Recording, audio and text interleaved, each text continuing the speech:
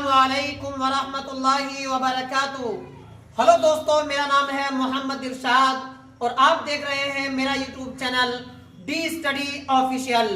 आज की इस वीडियो में आप लोगों को खड़ा डिनर और सैयद मोहम्मद जाफरी साहब के बारे में पूरा सबक समझाने वाला हूं और लास्ट में आपके सारे सवाल भी हल कराने वाला हूं, लेकिन आपको एंड तक बने रहना है, तभी जाकर के ये पूरी वीडियो आपको समझ में आएगी। तो ज्यादा देर ना करते हुए इस सबक को शुरू करते हैं। यहां पर देखिए, ये जो चैप्टर है ये 21वां चैप्टर है। कौन सा चैप्टर है? ये 21वां चैप्टर है आपका, और सैयद जाफरी के बारे में इसमें बताया गया है। आप अपना सबक खोल लीजिए जल्दी जल्दी। अब इनका नाम क्या है?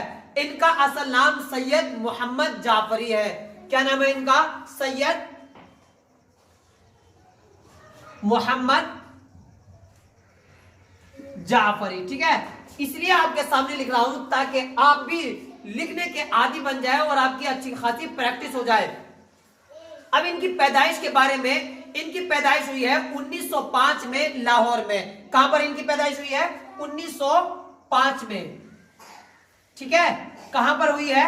लाहौर में इनकी पैदाइश हुई है। ठीक है ना, इतना समझ में आ गया ना।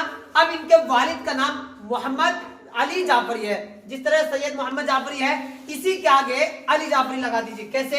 यहां पर देखिए, सैयद मोहम्मद अली जाफरी। ठीक है, सैयद मोहम्मद अली जाफरी। मुझे लगता है इतनी चीज तो आपको समझ में आई होगी।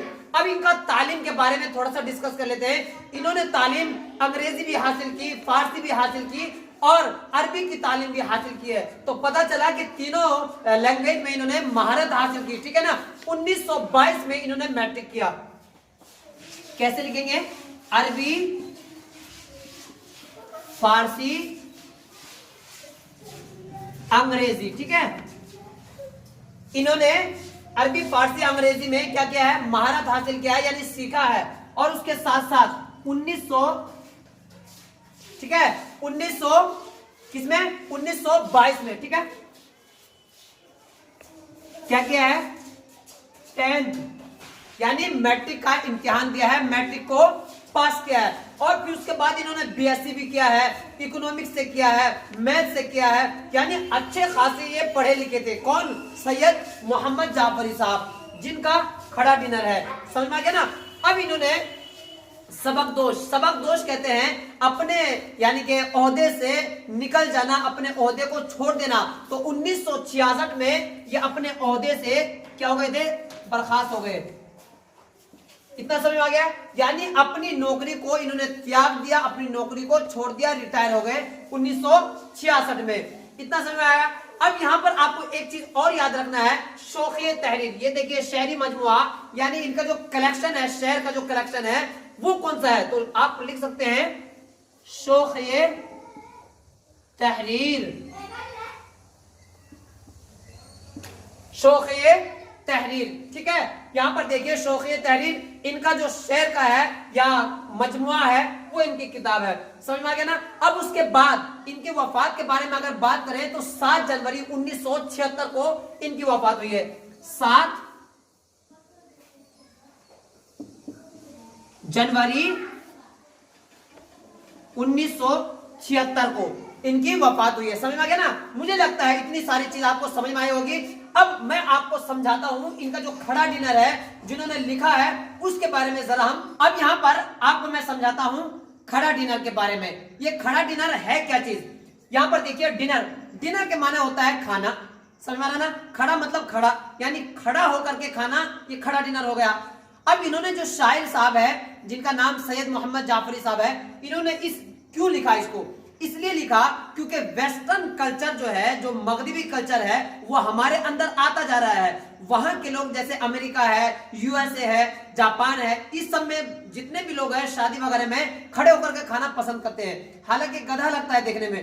उसी चीज को इन्होंने अपने उसमें अशआर में मजाक उड़ाया है, उस खड़े होने को। समझ में आया ना। और उसी अशआर को उन्होंने पढ़ा है, खड़ा डिनर है, गरीब दयार खाते हैं और अपनी मेज पर सवार खाते हैं और बने हुए हैं बने हुए शुत्र बेमहार खाते हैं और कुछ ऐसी शान से जैसे उधार खाते हैं। यानी ये जो अशार इन्होंने कहा है ये बिल्कुल खड़ा डिनर का मजाक उड़ाया है।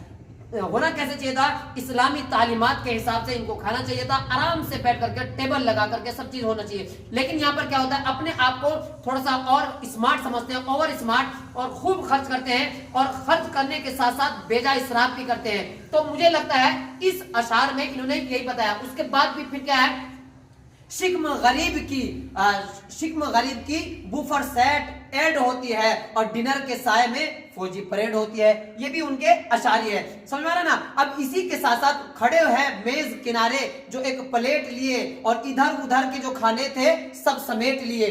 बात समझ में आ रहा ना। जैसे हम लोग खड़े रहते हैं और खड़े होकर के जो खाना खाएंगे तो जाहिर सी बात है हमें अजीब सा लगेगा और वो खाना पचता भी नहीं है साइंस के हिसाब से, इसलिए उसका इन्होंने मजाक उड़ाया है। समझ में आ रहा ना, किन्होंने, सैयद मोहम्मद जाफरी साहब ने।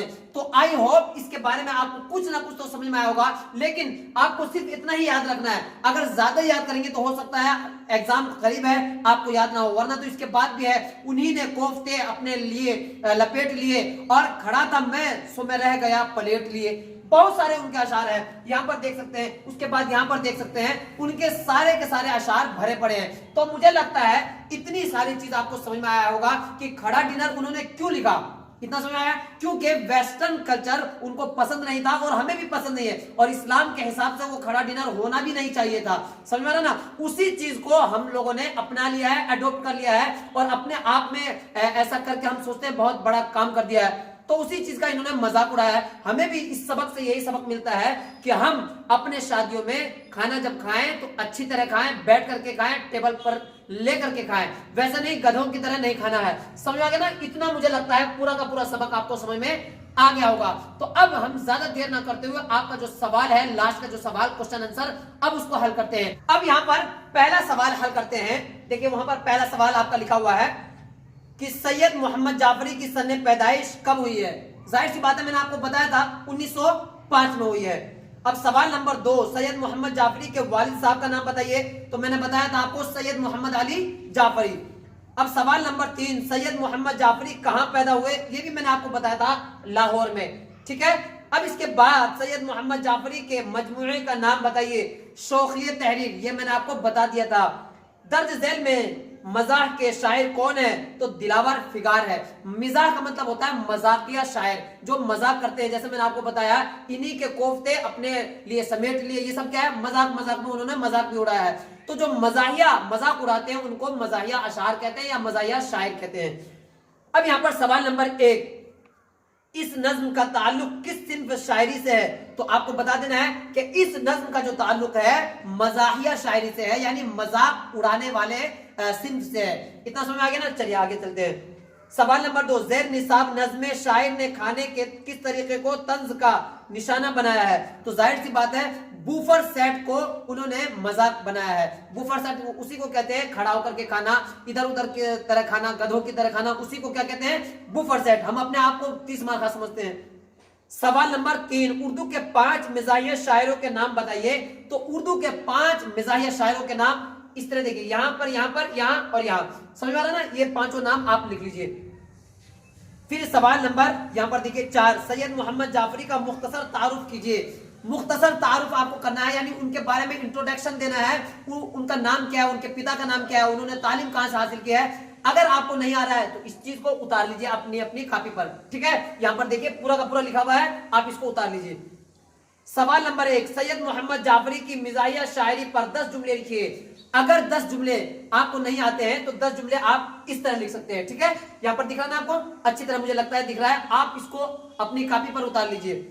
सवाल नंबर 2, उर्दू की मजाहिया व तंजिया शायरी से मुतालिक आप जो जानते हैं लिख लीजिए। तो इसका जवाब आपको यहां पर आपको मिल जाएगा। ठीक है, इसका जवाब आप इसमें लिख लीजिए। अब यहां पर अगला सवाल, सवाल नंबर 3, इस मारफा और इस नकरा की तारीफ कीजिए और मिसालें दीजिए। इस मारफा इसमें खास भी कहते हैं, यानी वो जिससे किसी खास शख्स या जगह का नाम मालूम हो।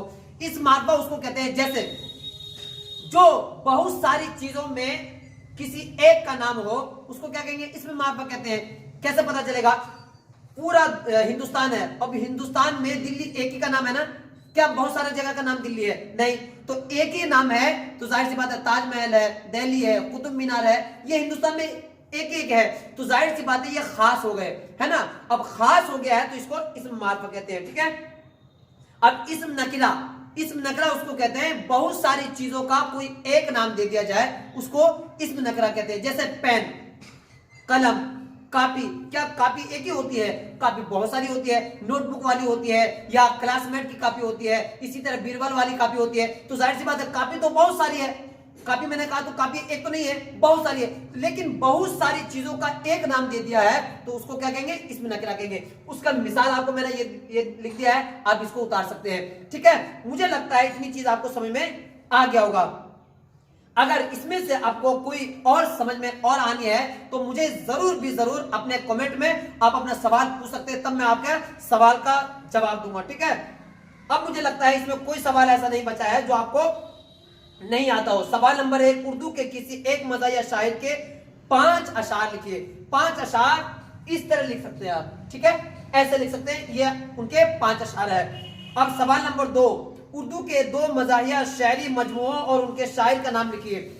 2 मज़ाहिया यानी कि जो मजाक वाले शायर हैं उनका नाम लिखना है आपको। 10वीं की कॉपी है और 10वीं का एग्जाम देना आपको, जाहिर सी बात है तो आपको ये सब चीज याद रखना पड़ेगा। तो 2 लिख रहे हैं, 2 पूछ रहे हैं तो 2 का नाम एक ये लिख दीजिए और एक ये लिख दीजिए, ठीक है? तो आई होप, मुझे लगता है ये सारी चीज आपको समझ में आई होगी। अगर कोई भी बात आपको समझ में नहीं आया है तो कमेंट में आप पूछिए, और चैनल पर नए आए हैं तो चैनल को जरूर सब्सक्राइब कीजिएगा, लाइक कीजिए और दूसरे भाइयों तक इस वीडियो को पहुंचाइए। और दूसरी लास्ट बात यह है कि अगर इस चैनल पर आप नए आए हुए हैं, जो बच्चे 10वीं का एग्जाम इस बार दे रहे हैं, उन बच्चों तक इस वीडियो को जरूर पहुंचाइएगा। तो आई होप, मुझे लगता है ये सारी चीज आपको समझ में आई होगी। अगर समझ में आई है तो मुझे लगता है आपके लिए यही काफी है। तो मिलते हैं अगली वीडियो